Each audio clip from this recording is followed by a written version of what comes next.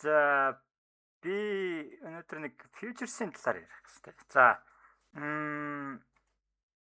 фьючерс CFD гэдэг хоёр зах зээл байгаа шүү. Нилийн андуургаад зарим нь бол нилийн андуурсан яг фьючерс гэж яг юу юм те. Илүү CFD зах зээл Монголдаа бол их арилжаа хийгддэг. Фьючерсийн талаар бол мэдэх нь нэлээд цөөхөн болов. За би бол фьючерсийг заагаад нэлээд удацсан бас одоо бараг 6 жил болчихоо яач. Гэхдээ маш цөөхөн үнд зааж исэн учраас яг арилжаалдаг хүмүүс бол маш цөөхөн байгаа бах. Одоо бол топ степ ч юм уу нэг тийм профирмуд гараад ирсэн учраас бас фьючерсийг хүмүүс илүү сонирхчил байгаа бах те. За бас нэг footprint гэдэг чартаар арилжаа хийдэг хүмүүс ч юм уу те. Гэрээгээр одоо юу гэдэг волюмор арилжаа хийдэг талын хүмүүс болвол нэлээд фьючерсийг судлаад эхэлсэн байгаа бах алидийн ороод эхэлсэн. За тэгэхээр фьючерс гэдэг зүйл өөрөө бүтээгдэхүүн ямар бүтээгдэхүүн гэдгийг би энэ дээр тайлбарлах гэдэг юм тийм. За өөрөө фьючерсийн анх үүсчихсэн нь бол бүр 1864 он. Тэгэхээр бүр дээр үеийн одоо юу гэдэг бараг 200 жилийн өмнө үүсчихсэн зах зээл. Эндээс ч өмнө үүсчихсэн байгаа даа. За өмнө гэхээр бүр эртний грек ч юм уу те нэг юм Египт ч юм уу тэр үед үүсчихсэн. Гэхдээ яг одоо үеийн стандартчилсан гэрээ гэж байгаа. Стандартчилсан гэрээг анх үүсгэжсэн газар нь Америк нэгдсэн улс. Тэгээд Чикагод анх үүсгэжсэн те. Chicago Board of Trade гэдэг газар үүсгэжсэн. 1864 онд те. За анхны бүтээгдэхүүнүүд нь бол зориулт нь бол хежинг хийх зорилготой. Нөгөө талдаа спекуляц хийх зорилготой. За ингэж ойлгож болно. За зах зээлийг энэ дээр үүсгэж болно те. Маркетинг. За маркетинг үүсгэхэд бол яг гэхээр анх үүсгэхдээ бидний арилжаа хийгээд байгаа зах зээл ямар хятаар үүсчихсэн гэхээр энэ тариаланчт байсан байгаа тийм. За тариаланчт яг уу гэхээр ургац сураалт болох үед нэг бол ургацны ханш нөсчдөг, нэг бол буурчдаг. Яагаад гэвэл эрсдэл гэдэг зүйл байгаа тийм. Гангачиг болж магадгүй тариаланчт тариа ногоогоо хураахдаа яаж магадгүй эрсдэлүүлж магадгүй тийм. За хэрвээ гангачиг болох юм бол тариа ногооны үн өснө. Гэхдээ тариаланчт бага хэмжээний ургац сургаана. За тэгэхээр тухайн үед ямар бүтээгдэхүүн хэрэгтэй байсан гэхээр энэ фьючерс гэдэг бүтээгдэхүүний анхны зориулт нь гарч ирэхдээ энэ эрсдлийг хаах зорилготой. Ерөнхийдөө бол юутай төстэй даатгалын зах зээлтэй нэлээд төстэй зах зээл те. За эрсдлийг хааж байгаа зах зээл учраас. За тэгэхээр тариаланчт яг үхээр ирээдүйд 3 сарын дараа ургацаа хураана. Гэхдээ тэр хооронд юу ч болж магадгүй. Гангачиг болж магадгүй. Тэгэх юм бол тариа ногооны үн өснө. Гэхдээ ургац сургаалт нь ховордно. За тариа ногооны үн буурч магадгүй. Их хэмжээний ургац сураах юм бол буурч магадгүй. Ягаад гэвэл нийлүүлэлт их байгаад байгаа учраас. За тэгэхээр энэ ханшин тогтмол ерөөсөө байхгүйгээр үргэлж хэлбэлзээд байсан учраас яг уу гэхээр энэ эрсдлийг хааяа. Энэ эрсдлийг хаахын тулд бүтээгдэхүүн гаргаж ирээ. За тэр бүтээгдэхүүний юу гэж нэртэй бүтээгдэхүүн байгаа гэдэг нь фьючер. Фьючерс гэдэг нэрэндээ таарсан ирээдүй гэдэг утга шүү дээ. За ирээдүйг бид нар мэдэхгүй учраас энэ тариа ногооны үн дээшээ өсөх доошоо буурахыг мэдэхгүй учраас тариаланчт энэ эрсдлийг хаах хүсэлтэй байгаа юм тийм. Тэгэхээр фьючерс гэдэг зах зээл дээр ирээд окей бид нар энэ зах зээл дээр юг хаамаар байна? Эрсдлийг хаамаар байна. За нөгөө талд нь авах хүн байна уу? За нөгөө талд нь тэгэхээр юу хэн байх вэ гэхээр эрсдлийг хааж байгаа хүн байгаад байна тийм. Эрсдлийг авч байгаа хүмүүс байгаа тийм. За эрсдлийг авч байгаа хүмүүс яах вэ гэхээр би энэ хоёулаа хоорондоо гэрээ хийчихье. Тариаланчт болон энэ эрсдлийг авч байгаа хоёр хүн хоорондоо гэрээ хийчихье. За энийг болохоор контракт те. Энэ гэрээн дээр юу гэж байх вэ гэхээр би ирээдүйд 3 сарын дараа би чамаас бүтээгдэхүүний чинь авъя. Гэхдээ ханшийн одооны ханшаар тохирчээ. Тэгэхээр яг уу гэхээр хэрвээ одоо юу гэдэг тариаланч энэ хоёр гэрээ хийсэн. Тэгээд 3 сарын дараа одооны ханшаар 1500 за энэ жишээ шүү заяа. 1500 гэдэг ханш дээр хоёлаа гэрээ хийсэн. Ирээдүйд ханш өссөн ч хамаагүй, буурсан ч хамаагүй хоёлаа яг энэ ханш дээр 3 сарын дараа гэрээгээ солилцсон шүү. За гэрээгээ биш, бүтээгдэхүүнээ солилцсон шүү гэж яриад байна. За хоёлаа бүтээгдэхүүнээ солилцсон гэдэг гэрээг одоо хийчлээ. За тэгээ 3 сар 1 сар өнгөрлөө, 2 сар өнгөрлөө, 3 сар өнгөрлөө. Ханшийн ханш тухайн үеэс одоо юу гэдэг нь те өссөн байдалтай буюу ган гачиг болсон байна гэж тооцъё л да. За ган гачиг болсон бол яах вэ гэхээр тариаланчд ургац сураалт баг байсан гэхдээ одоо юу гэдэг нь те ургацын ханш өссөн гэдэг ч юм уу. За тэгэхээр энэ хоёрын гэрээний нөхцөл биелсэн учраас одоо гэрээний хугацаа дууссан учраас яах вэ гэхээр энэ хоёр бие биендээ тариаланчд тариагаа ийшээгээ өгнө. Энэ нөхөр худалдаж авах үүрэгтэй болж байгаа. Риск тейкер те. Тэгэхээр энэ хоёр бараагаа 3 сарын дараа солилцож ийн л гэсэн үг л те. Ханшаас үл хамааран. Ирээдүйн ханш хэд байхаас үл хамааран. За энэ гэрээг анх эхэлж исэн шалтгаан энэ эрсдэл 2000 байх уу, энэ ч 1000 болох уу гэдгийг хинч мэдэхгүй байгаа учраас энэ гэрээг энэ хоёр одоо цагт хийгээд байгаа юм те. Ирээдүйд тэгэхээр 3 сарын дараа хэдэн сарын дараа солилцож эхэлнэ гэсэн үг. За мэдээж юу гэдэг 1500-аас 2000 болж өссөн учраас хинд ашигтай байгаа гэхээр эрсдэл гаргасан хүнд ашигтай байгаа учраас илүү өндөр үнээр зарж байгаа шүү дээ. Хямдхан авсан өндөр үнээр зарж байгаа. Нөгөөх нь хэрвээ тариа одоо юу гэдэг тэр ургац сураалт болоо тарианы үн буурах юм бол 1000 болох юм бол хинд ашигтай байх уу гэхээр тариаланчд ашигтай байгаа. 1500-аар зарчлаа шүү дээ. 1000-аар байгаа бүтээгдэхүүнийг 1500-аар зарж болж байна. Нөгөө үндэ заавал өгөх үүрэгтэй учраас. За нэг тал нь авах үүрэгтэй, нэг тал нь өгөх үүрэгтэй. Тэр гэрээг хийсэн. За тэгэхээр фьючерс гэрээний анхны үүсэл нь болохоор яг үгээр энэ эрсдлийг хааж байгаа. Тариаланчдын эрсдлийг хаах зорилгоор гаргаж ирсэн. За гэхдээ цаашаа энэ төрлийн бүтээгдэхүүнүүд бол нэлээд амжилттай болох юм байна. За амжилттай болж байгаа шалтгаан яг үгээр энийг зөвхөн тариан дээр биш өөр бүтээгдэхүүн дээр бас хэрэгжилж болох юм байна. За өөр бүтээгдэхүүн ямар бүтээгдэхүүн байгаа гэхээр хөдөө аж ахуйн бүтээгдэхүүн байгаа даа, одоо валют байгаа даа, энергийн бүтээгдэхүүн, газрын тос, металлын бүтээгдэхүүн, юу гэдэг арт, зис гэх мэттэй. За бонд бас байж болж юм. За индексүүд байж болж юм. За ингээд бүхэл салбарын бүтээгдэхүүнүүд аажмаар орж ирсэн гэж ойлгож байна. 70 оноос 70 онд одоо жишээлбэл валют орж ирсэн, 82 онд те индекс орж ирсэн ч гэдэг ч юм уу. Одоо бол цаг агаар хүртэл арилжааж болдог. Одоо фьючерсийн бүтээгдэхүүнийг харах юм бол асар их бүтээгдэхүүн арилжаалагдчих болохоор болцсон байгаа те. За эндээс харагдаж байна S&P 500 гэхээр индекс арилжааж болж байна. За Европын бүтээгдэхүүнүүд, валютууд алт байна. За бондууд байна те. За энэ арилжаалагдаад байгаа шалтгаан ямар шалтгаантай гэхээр ирээдүйд 3 сарын хугацаа дуусна. Тэгэхээр ханш хэд байхаас үл хамааран бид хоёр ханшаа солилцсон. За ирээдүйд болж байгаа учраас яг уу гэхээр энэ өөрөө фьючерс гэдэг бүтээгдэхүүн өөрөө life spanтай. Life span буюу хугацаатай. За хэдэн сар байх уу гэдэг нь тухайн гэрээн дээрээ байгаа гэсэн. За тэгэхээр ерөнхийдөө энгийн үгээр бидний арилжаалаад байгаа зүйл бол яг уу гэхээр зүгээр гэрээнүүд байгаа.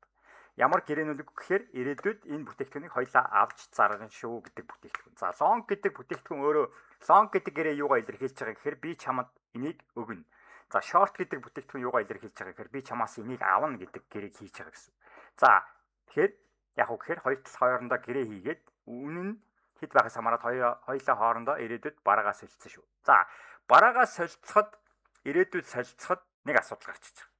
Ямар асуудал гарах вэ гэхээр би тариаланч байгаад ханш одоо юу гэдэг 2000 болцохоор би нөгөө хүндээ бүтээгдэхүүнийг өгөхгүй байж болох гэдэг.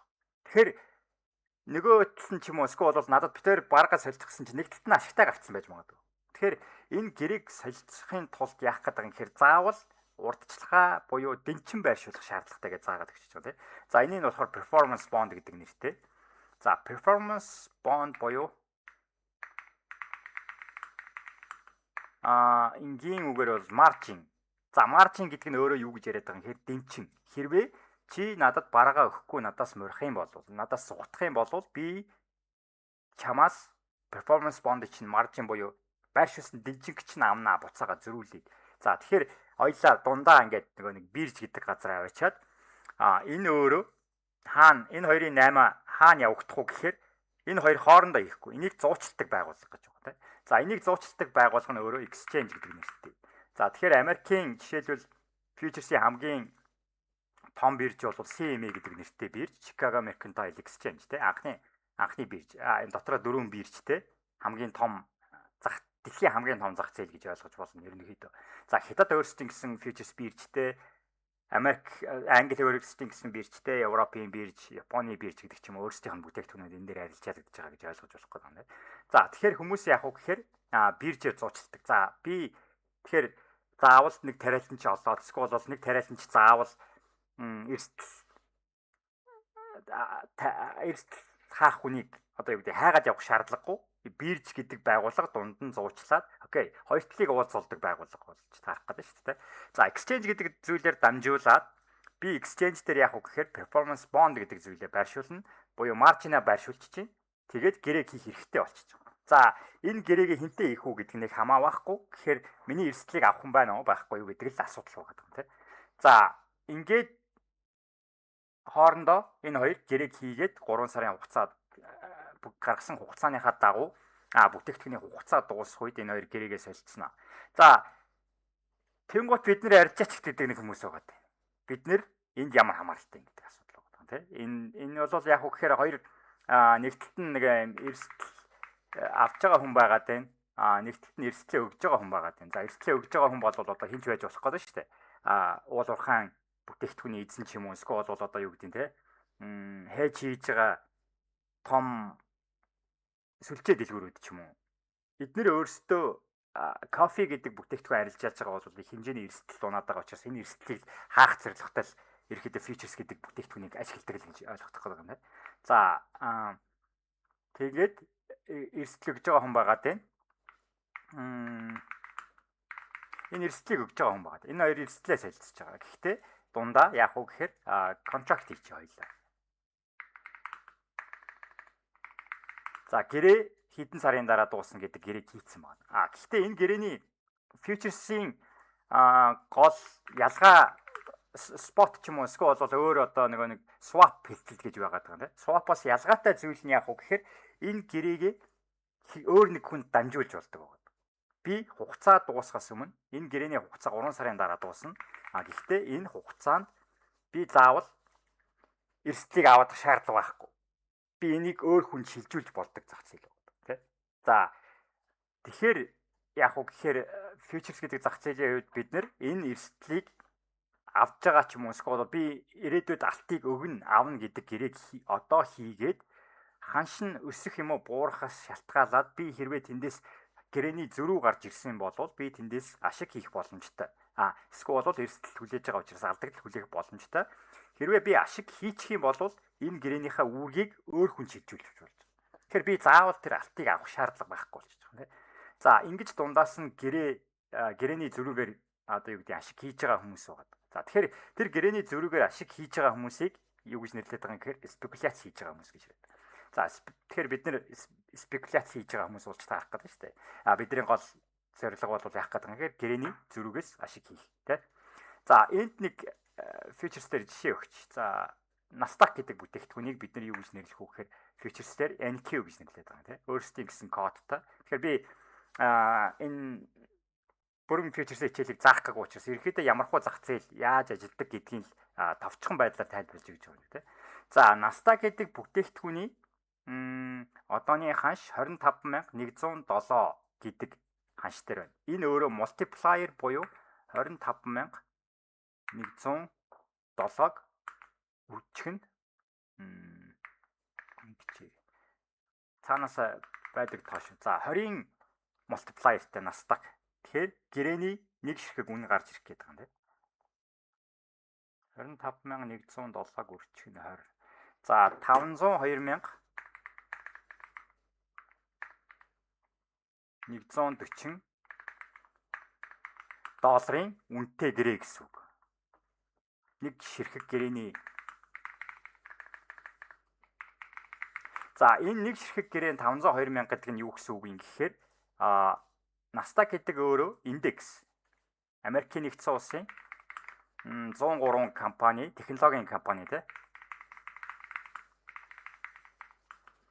агуулсан технологийн компаниудыг өөртөө агуулсан ийм багц байгаа. Гэхдээ энэ багцыг би бүрдүүлэхийн тулд яг үгээр нэг ширхэг хувьцаа гэж явсаар байгаад 103 компаниас нэг ширхгийг авсаар байгаа 103 компани хувьцаатай болох эрхтэй болчихж байгаа юм. Гэхдээ Энэ өөр айгүй төвхтэй аргачлал байгаа. Нэг ширхгээр нь цуглуулна гэдэг. Тэгэхээр би яаж Nasdaq гэдэг компани 103% цаг зэрэг авч болох уу гэдэг байна.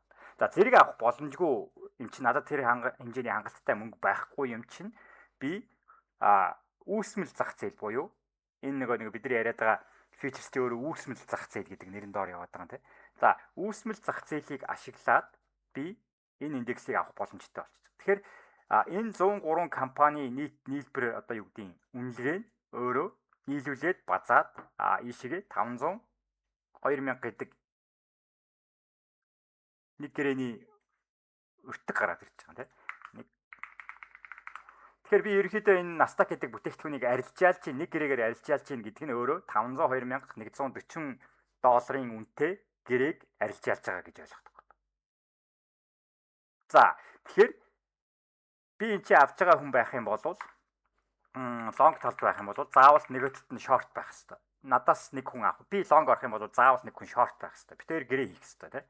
Ингээд би тэр ямар гэрээг хийсэн гэхээр ирээдүйд хоёлаа Nasdaq-ийн гэрээ бол 4 сарын хугацаагаар явж идэг. Тэгэхээр 4 сарын дараа хоёлаа энэ бараг бэлэн мөнгө солилцсон шүү.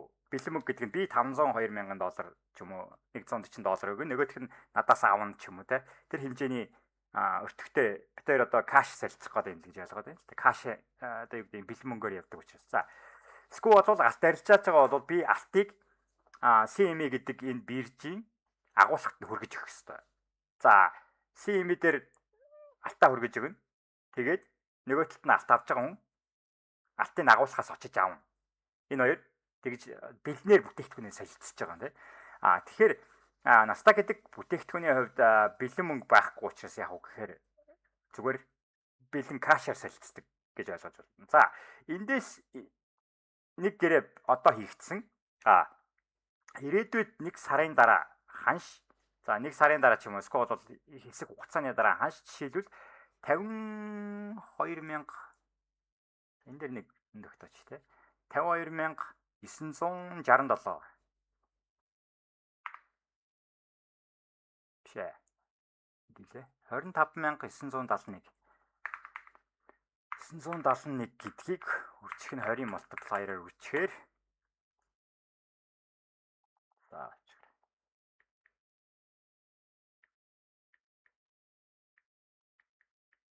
519,420 долларын ханштай болчихж байгаа.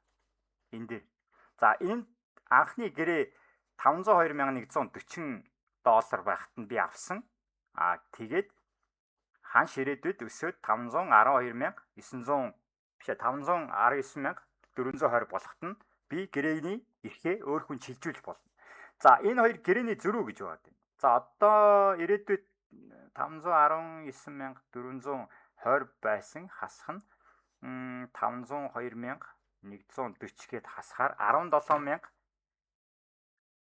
энэ хоёр энд байгаа ханшийн хоорондын зөрүү өөрөө 17,280 доллар байгаа.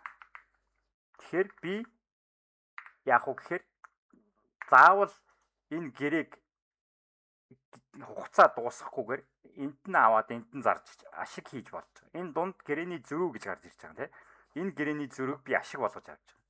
За тэгэхээр би үүсмэл бүтээгдэхүүн арилжиж байгаа. За энэ бүтээгдэхүүнийг би яг нэг Nasdaq гэдэг бүтээгдэхүүний энэ 502,000 гэдэг ийм хэмжээний мөнгө байршуулж арилжааг хийх надад мөнгө байхгүй байгаад байна гэж бодъё. За тэгэнгүүт яг гэхээр futures гэдэг бүтээгдэхүүн өөрөө хөшүүрэг гэдэг зах зээл дээр хөшүүрэгтэй гэж явж байгаа тийм. За хөшүүрэг гэдэг нь юу яриад байгаа юм гэхээр энэ 502,000 гэдэг Nasdaq-ийн одоо юу гэдэг гэрээг арилжаалах мөнгийг би заавал 502,000-ыг байршуулах шаардлага байхгүй. Энд би 3-аас 12% байршуулад дэнчин болгож байршуулад шүү. Нэг энэ гэрээг арилжаалах хэрэгтэй болчихно гэсэн. За тэгэхээр одооний Nasdaq-ийн ханш ямар үнэтэй байгаа гэхээр нэг за 30,000 орчим доллар ийм маржин шаардж байгаа гэсэн.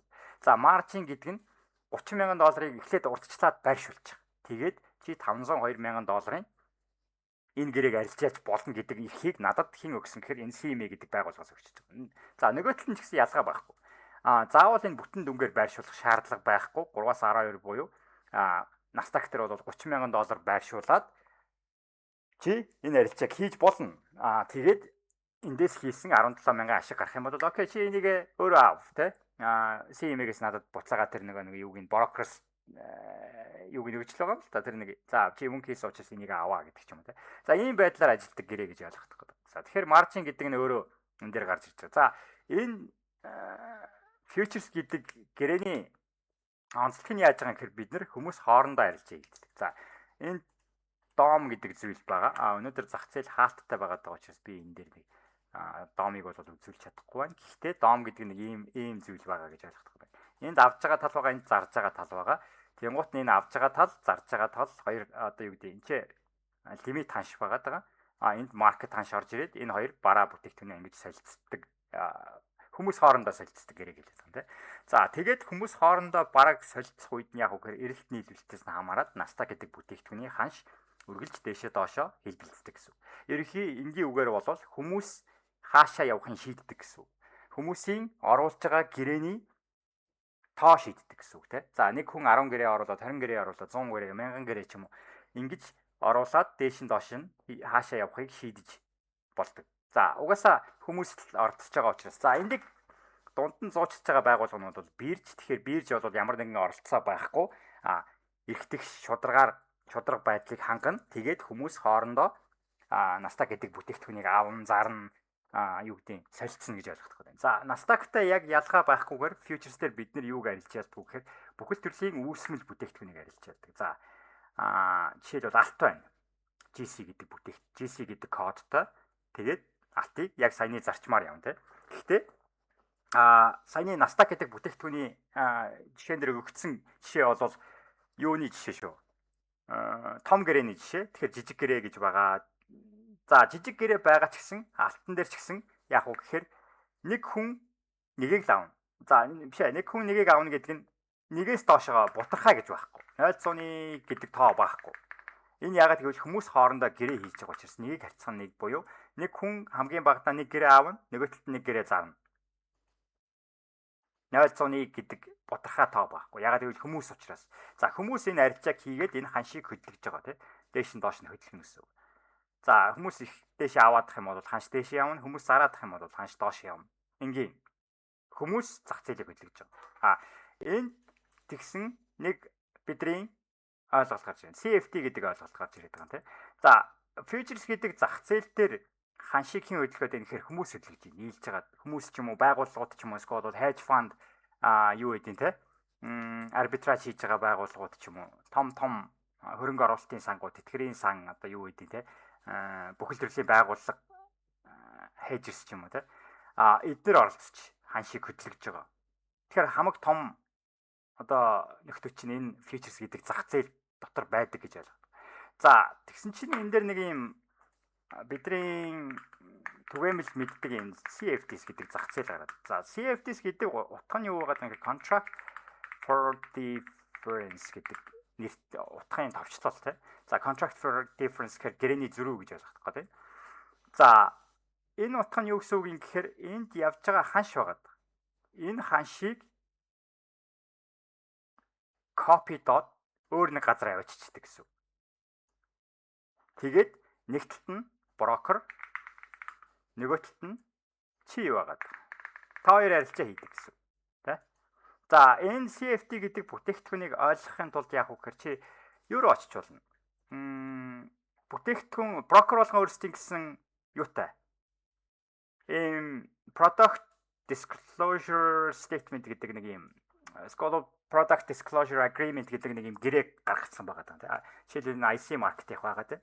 Энэ Paperstone-ийнх байгаа тийм. За энэ гэрээг чи унших юм бол энэ дотроос нэг үг байгаа. Нэг л үг чамд хангалттай. Бид нэр энэ гэрээний цаана байгаа шүү гэдгийг энэ чи хэлсэн байгаа. За IC market бол би энэ гэрээний цаана байгаа шүү. Би энэ гэрээний цаана байгаа шүү гэдэг нь чи надтай арилжаа хийж байгаа шүү гэдгийг энэ хэлээд өгсөн гэсэн үг. Issuer of the contract те. Бид нар энэ гэрээг хэвлэж гаргасан хүмүүс шүү. Тэгэхээр эрсдэл хүлээ одоо юу гэдэг чи ашиг хийх юм бол надаас мөнгө аав. Би ашиг хийх юм бол одоо юу гэдэг би брокероос мөнгө аавна гэдэг гэрээг хийж байгаа л гэж ойлгох гэдэг юм тийм. За Pepperstone-оос ялгаа байхгүй. Бүхэл брокер ялгаа байхгүй. Бүхэл брокер өөрсдөө энэ product disclosure statement гэдэг зүйлийг гаргасан байгаа. Их том брокерууд те. Тэгэхээр чи энгийн үгээр болох юм бол юу гэж ярих вэ гэхээр энэ бүтээгдэхүүнээ ороод унших юм бол энэ зүгээр futures гэдэг бүтээгдэхүүнийг хуулбарлаж ханшийг авдаг. Тэгээд чамтай арилжаа хийдэг. Тэгэхээр бид нэр энэ дээр ингэж ойлгох гээд нэг юм андуурдаг жишээ бол GC гэдэг бүтээгдэхүүнийг алт гэдэг бүтээгдэхүүнийг арилжаалж байгаа болвол би дэлхийн зах зээл дээр алтыг арилжаалж байна гэж ойлгоод байгаа шүү. Чи алтыг арилжаалаагүй болж таарах гэдэг юм л та. За futures дээр арилжаа хийдэг хүмүүс нь яагаад байгаа юм гэхээр жинхэнэ дэлхийн зах зээл дээр арилжааг хийж байна. Яг үнэндээ. Гэхдээ CFD дээр арилжаа хийж байгаа бол чи зүгээр брокертойгоо л арилжаа хийж. Тэгэхээр энэ хоёрын CFD futures хоёрын ялгаа нь юу вэ тийм. Энэ хоёр ижилхэн гэхдээ нэг нэгнээсээ копи хийсэн л байна. Энэ нь болохоор энгийгээр бол оригинал зах зээл гэж хэлээд байгаа. Энэ болохоор нэг төрлийн хуулбар те. Гэхдээ хуулбар гэхээр би чамайг бити арилжаа хийж байгаа гэж хэлээгүй. Энд өөрийн гэсэн ашигтай давуу талууд байгаа. Энд гэсэн өөрийн гэсэн ашигтай давуу талууд байгаа те.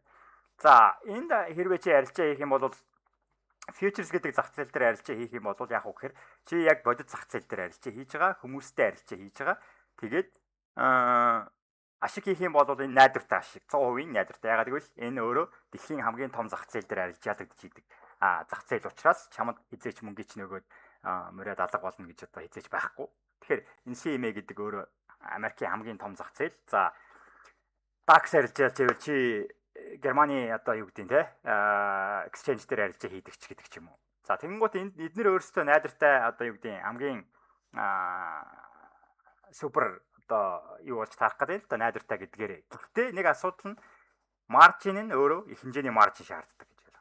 За maintenance margin, day trading margin гэж хоёр маржинтай.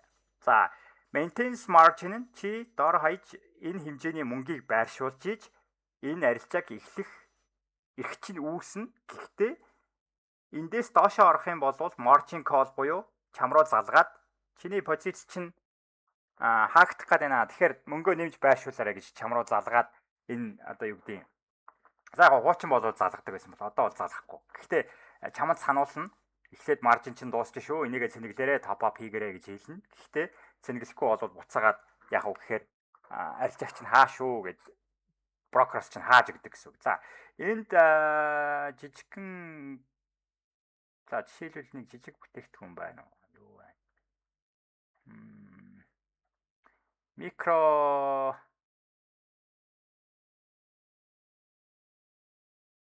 crude oil-ыг жишээлбэл газрын засаг авчил та.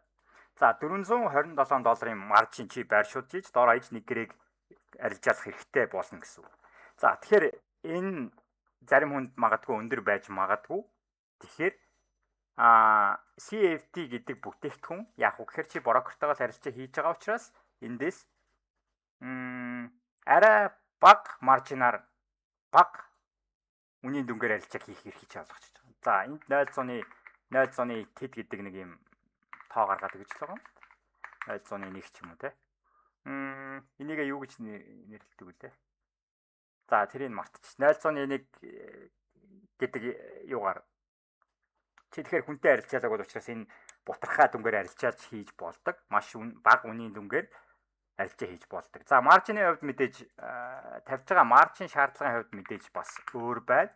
За futuresийнхаа бол арай өндөр. Гэхдээ futures одоо хөгжөөд маржинууд нь илүү бага болоод юунууд нь бүтээгдэхүүнүүд нь илүү жижигрээд ирсэн байна. За жишээлбэл micro gold гэдэг бүтээгдэхүүн гарч ирсэн. Хамгийн сүүлд бол нэг юм юу гэж бүтээгдэхүүн гарч ирсэн юм ба. Алтны хувьд 1 унц алт гэдэг нэг юм гарч ирсэн юм аа. Хаана байгаа вэ?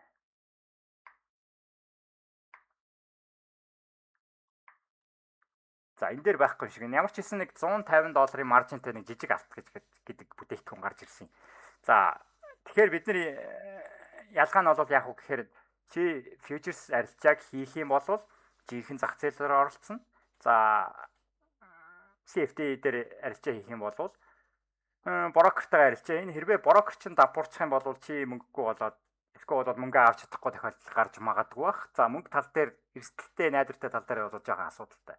За тэгэхээр энэ копидч л авчирж байгаа, эндээс копидч л авчирж энийг тавьж байгаа юм чинь.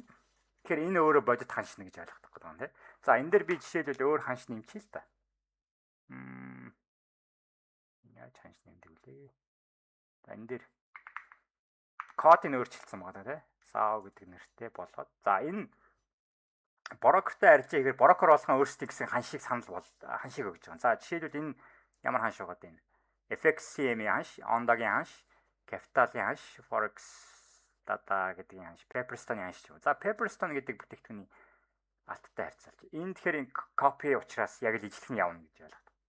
Тэгэхээр яг үхээр CFD гэдэг нь өөрөө чи энэ бүтээгдэхүүнийг алт гэдэг бүтээгдэхүүн GC гэдэг бүтээгдэхүүнийг арилжаадаггүй. Чи зүгээр копиг нь арилжаа хийж.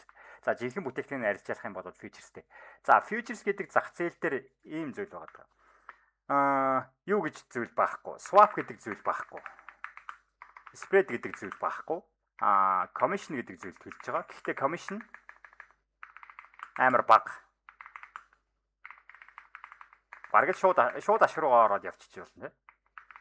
Чи нэг тикийн хамгийн бага хөдөлгөөн нэг тикийн хөдөлгөөнтэй тэгээд нэг тик нь $1 хөдөлдөг болвол яг үгээр шууд $1-аас эхлээл явчихна. Тэгэхээр эхлээл $1 хийх юм бол 1 гэж явчихна гэсэн үг тийм. За тэгэхээр яг ашигын тал дээр бол яг үгээр futures нь бол хамаагүй дээр spread гэж байхгүй, swap гэж байхгүй.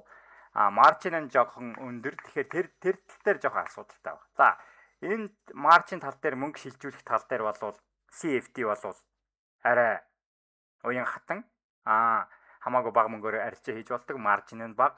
Тэгээд найдвартайгийн хувьд жоохон эрсдэлтэй. Ягаад гэвэл брокертойгоо арилжаа хийж байгаа учраас. За энд эрсдлийн би энэ эрсдлийг чамд тайлбарлаж өгөхөөс илүүтэйгээр чи энэ өөрөө гэрээ product disclosure гэдэг зүйл рүү ороод уншаад энэ чинь би брокертойгоо арилжаа хийгээд байгаа юм байна. Энд ийм надад эрсдэл байдаг юм байна. За жишээлбэл энд эрсдлүүдээ өөрсдөө бичсэн байгаа юм л та. CFD ямар эрсдэлтэй байж болох вэ гэдэг. За энэ ч маржины эрсдэл байна гэдэг ч юм уу. За мөнгө татах асуудал дээр нэлээд жоохон эрсдэл байгаа. Ягаад гэвэл нөгөө одоо жишээлбэл юу гэдэг нь энэ чинь IC market гэдэг брокер дампуурах юм бол чи мөнгөгүй болоод ингээд нэг чиний мөнгө чинь тийчээ дампуурчж байгаа ч юм уу те. За энд өөрөө CFD гэдэг зах зээлийг үүсгэсэн би за энэ яг ингээд тайлбарлаж те CFD гэдэг бүтээгдэхүүнийг үүсгэж байгаа шалтгаан байгаа даа. За үүсгэж байгаа шалтгаан мэдээж энэ чинь нэг бага маржинтай юутай юу лээ арилжаа хийгээд амархан хаанаас ч нээж болдог хідээч одоо юу гэдэг хэдэн өргөөр арилжаа хийж болдог гэх мэт давуу талууд байгаа. Гэхдээ нөгөөтл нь хэрвээ чи алдагдал хүлээх юм бол брокерч нь ашигч нь аавна гэсэн. Хэрвээ чи ашиг хийх юм бол яг үхээр брокерч нь чамд өгнө гэсэн үг. Тэгэхээр чи брокертойгоо арилжаа хийж байгаа учраас чиний эсрэг баг бет тавьж байгаа гэж ойлгож байна. За тэгэхээр чи өөрийнхөө жишээлбэл 3 сарын ч юм уу анханасаа арилжаа хийсэн хуулгаа харчиж болно. Хэдэн төгрөгийн алдагдал хүлээсэн байна гэдэг.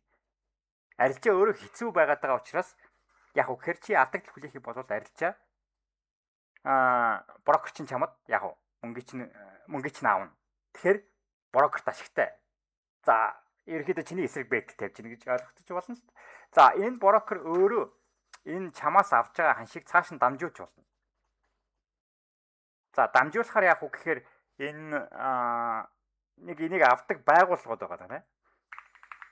Энэ компаниуд аваад эрсдлийг чинь аваад фьючерс зах зээл дээр хээжилж болно. Эсвэл бол өөрсдөө зүгээр авчиж болно. Энэ эдрийн компани өөрсдийнх нь яахан дур юу хийх нь энэ компаниудын өөрсдийн дур. За CFD гэдэг брокер чамаас мөнгө чинь авцсан биш тий. Мөнгө чинь авч байгаа. Гэхдээ чи өөрөө очиж тэр арилжааг хийж мөнгөө алдсан хүн. Тэгэхээр энийг буруутгах бол арга байхгүй. Угаасаа шударгаар явагдсан CFD чамд бүтээгдэхүүнөө тайлбарлаж өгдөгөө өгсөн. Гэхдээ арилжаа хийгээд алдсан хүн чи учраас чамаас хүчээр аваагүй шүү дээ. За хүчээр аваагүй учраас чи энэний эсрэг яаж чадах. Угаасаа чам тайлбарлсан юм чинь. Тэгэхээр би өөрөө futures арилжааг хийж эхэлсэн. Тэгээд futures арилжааг илүү хийдэг. Яг бодит арилжаагаа хийхдээ. Юун дээр ч гэсэн юу гэдэг prop firm-ийн хувьд бол яг CFD арилж ялдаг. Гэхдээ би энэ утгаараа CFD гэдэг зах зээлийг арилж ялдаггүй гэсэн үг бол биш. CFD-г арилжааг хийдэг. Үнэхээр ашигтай гарах юм бол брокер надад өгнө. Гэхдээ их хэмжээний ашиг ч юм уу их хэмжээний мөнгөнд дүн яригадаад эхлэх юм бол фьючерс нь хамаагүй дээ. Ягаад гэвэл хамаагүй найдвартай. Бага хэмжээний үнийн дүнгээр арилжаа хийж байгаа бол CFD нь бол хамаагүй боломжийн юуг санал болгож идэг тийм. За тэгэхээр энэ чамаг брокер чамаг хизээж хүчээр арилжааг хийлгээд оруулаад чамаас мөнгө чинь авсан зүйл бол биш. Чи өөрөө ороод мөнгө алдсан зүйл учраас энд бол нэг маргаадах зүйл байхгүй баг. Гэхдээ энд нэг асуудал байна. За миний харж байгаа үнцэг шүү. За брокер гэдэг зүйлүүд IB гэдэг хүмүүсийг аваад байгаа тийм. IB гэдэг хүмүүсийг авчихаар нөгөөдөл нь хүмүүс зааж өгөөд эсвэл хүмүүс дагуулж арилжаа хийгээд алдагдуулсан тохиолдол байгаад. Тэгэхээр энэ жоохон нэг хэцүү юуны талтай. Юу гэдэг хүнийг дагаж арилжаа хийн гэдэг нь ч юм уу эсвэл өөр хүний IB гэдэг одоо introducing broker гэж нэртэй хүмүүсийг дагаад чи арилжаа хийх юм бол чи алдсан хүн. Гэхдээ брокер нөгөө талд нь байгаад байгаа гэдгийг бас санаж аваарай гэж хэлэх гээд байгаа. Тэгэхээр би чамд юу гэж зөвлөх гээд байна гэхээр арилжааг хийхдээ ямар нэгэн хүнийг дагахгүйгээр за дагахгүй байлаа гэд даглаа гэд чи эсвэл демогоор хийж болно шүү дээ. Тэгэхээр ямар нэгэн хүнийг дагаад арилжаа хийн гэдэг нь өөрөө нөгөө талдаа энэ хүн алдах юм бол чи дагаад алдчихаар нөгөө талд чинь брокер чинь бас энэ нэг жоохон бизнесээ жоохон нэг юм lucrative business болчиход байгаа. Нэг яг юм шодрог бизнес хэд хэцүү. За тэгэхээр энэ төрлийн модельс жоохон болгоомжтой байхгүй болвол хамаагүй арилжаа хийж байгаа. Би энэ брокер дээр бүртгүүлчих. Тэгээд намайг дагаад арилжаа хийчих гэж байгаа хүмүүсээс аль болох хол байхгүй болвол цаана ийм төрлийн бизнесийн модель бас байж магадгүй. Би чамд энэ CFD гэдэг брокер ямар зарчмаар ажилладаг гэдгийг товчхон байдлаар тайлбарлалаа. Тэгэхээр чи эндээс өөрөө ухаарад ийм хүмүүс бас байж болд юм байна. Ийм модель бас байж болох юм байна. Тэгэхээр энэ юу гэдэг те futures гэдэг чи хэрвээ жишээлбэл futuresийн брокер дээр арилжаа хийж байх юм бол энэ чи IB гэдэг зүйл баахгүй. Хинч чамайг дагуулж арилжаа хийхгүй, чамайг тоохчгүй тэгээд хайчихна гэж ойлгохгүй байна те. За тэгэхээр аль болох ухамсартай байгаад чи арилжааг хийхдээ хүн дагах гэхээс илүүтэйгээр өөрийнхөө арилжаанаас суралцаад юу гэдэг хүмүүсийг харж болно л та. Гэхдээ хүмүүсийг харах гэхээс илүүтэйгээр өөрийнхөө арилжаанаас суралцаад сайжирч ясна хамаагүй зүг болохгүй тийм. Тэгэхээр энэ нэг юм зах зээлийн хувьд жоохон төвөгтэй зах зээл CFD гэдэг зах зээл нь. Тэгэхээр энэ донд ямар ч бизнес модельуд байж магадгүй. Чамайг л оролцуулаад аль болох олон арилжааг хийх гэдэг шүү дээ. Оол нь хийчих те. Чи мөнгө алдах юм бол эднэрт ашигтай байгаад байгаа учраас аль болох чамайг алдуулахыг хүснэ гэсэн. Гэхдээ брокер өөрөө энийг хийж чадах чадамж байхгүй. Брокер чамайг хүчээр алдуулж чадахгүй. За хүчээр алдуулж чадахгүй учраас чи өөрөө нэг бол оол нь хийгээд алдаж болно. Эсвэл өөр хүн чамайг түлхэж байгаа оол нь хийлгэж болно те. Тэгэхээр оол нь гэдэг зүйлийг аль болох хоол байгаад явж исэн зүгээр болов уу гэж хэлэх гээд байгаа. Аль болох өөрийн гэсэн ухамсартай байгаад хүнийг бити дагаарай тий. Аль болох өөрийнхөө арилжаанаас суралцаад яваарай гэж хэлэх гээд. За бага хэмжээний дүн арилжаа зөв нэг CFD гэдэг зах зээл болдог. Тийм муу чиний мөнгө чинь өгөхгүй гэдэг байгаа зүйл бол биш. Гэхдээ энэ дунд чи өөрөө гэрээг нь ороод унших юм бол ямар зүйл байгаа, хинтээ ямар арилжааг хийж байгаа гэдгийг ойлгох бах. Би чамд товчхон танилцууллаа. Тэгэхээр эндээс өөрөө чи ойлгож зэрэг гэж болж байна тий. За futures арилжааг хийх болвол яг уу гэхээр энэ чи day trading margin гэж байгаа. Арай бага үнийн дүнгээр чи жишээлбэл арилжаа хийж болдог. За микро Nasdaq жишээлбэл 1000 за энэ арай жоохон өөр маржинаар яваад байна. Энэ нэг $3,000 орчим байгаа даа. За тэгэхээр $3,000 арай үнэтэй байгаад байгаа учраас яг уу гэхээр өдөр нь арилжаа хийгээд хаах юм бол $100 юу төлөөд маржин төлөө чи арилжааг хийж болдог. Тэгэхээр юу гэдэг нэг дундаж арилжааг хийх юм бол чи нэг микро арилжаануудыг микро грэнүүд арилжаалах юм бол дор хаяж нэг $500-аас $1,000 байршуулж байгаа арилжаа хийж болдог гэж тооцогддог. За энэ CFD чи арилжаалсан бай, futures арилжаалсан бай, хоёулаа өндөр хөшөөрөхтэй, эрсдэлтэй. Тэгэхээр би чамд зөвлөмж болвол ямар нэгэн байдлаар тогтмол ашигтай хэдэн сар гартлаа хизээч бити арилжаа хийгээч хэлэх гээд. демо дээр л демо гэж зүйл байгаад байна. Эсвэл бол чи нэг ийм $20 төлөөд юу авч болно шүү дээ. Ийм профирмуудын жижигхэн дансууд аваад $5,000 данс аваад 0.1-ээр арилжаа хийж болно шүү дээ. Тэгэхээр ямар нэгэн байдлаар дөнгөж эхэлж байгаа ч юм уу эсвэл бол эхлээд нэг удаагүй ашигтанд ордог болоогүй бол угаасаа чи ашигтай гарахт амар хэцүү. За тэгэхээр ашигтай гарах болоогүй юм чинь чи өөрөө тэргээ мэдчил байгаа болвол өөртөө хоосон найдар тавиад би энэ дээр ашигтай гарчих байхаа гэж найдар тавиад арилжааг хийгээд тахны илүү нэлээд зохимжгүй л байгаа даа. Тэгэхээр аль болох юу гэдэг тогтмол ашигтай гардаг болцлоо демо дээр демо чамаас юу ч шаардахгүй хийсэр данс гэсэн үг шүү дээ. Эсвэл бол 0.1-ээр арилжааг хийгээд бага мөнгөөр яваад хэдэн жил болдгосноо тэр арилжааг хийгээд хэлж зөвлөх гэдэг юм. Тэрнээс юу гэдэг ашигтай гардаг болоогүй бол фьючерс нь ч чамд юм, CFD-н ч чамд юм. Аль аль нь тийм яв. Тэгэхээр энэ нөхдүүдийн үгийг болоод нэг сонсоод бол хэрэг байхгүй. Чамааг алдагдуулахын төлөөч байж магадгүй.